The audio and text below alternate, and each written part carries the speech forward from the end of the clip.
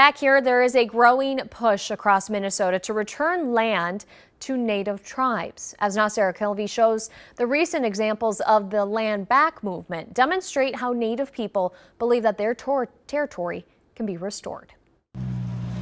On a corner lot in South Minneapolis, what looks like an ordinary property transfer is something much bigger to Indigenous organizers. This is a part of a broader movement of stewardship return to Indigenous people. After nearly 3 years of conversations, Our Savior's Lutheran Church transferred ownership of 2 parcels of land to the Indigenous Protector Movement. The group's CEO, Rachel Dionne-Thunder, We're going to build a greenhouse right here. Yeah, says the property will be used for community programming and a re-entry housing program for Native men leaving incarceration. But supporters say the transfer represents something larger: land back. For years, land back has been this ambiguous term that has just been thrown around in meetings.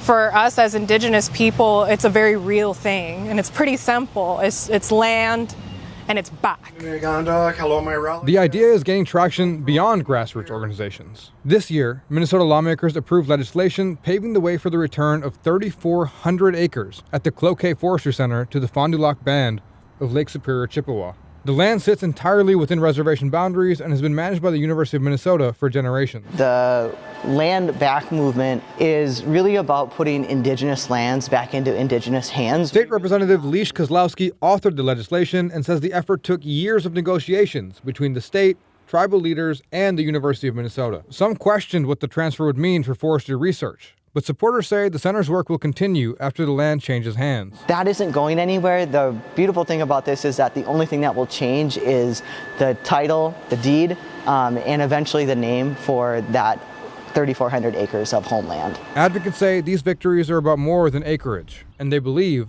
momentum is building. From a church property in Minneapolis to thousands of acres in northern Minnesota, supporters say what began as an activist movement is increasingly becoming public policy. This is just the first drop in the bucket of what's possible here in Minneapolis. Well, several steps need to happen before the Cloquet Forestry Center transfer is done. But advocates say that it marks a big step for the land back movement that is gaining momentum across Minnesota.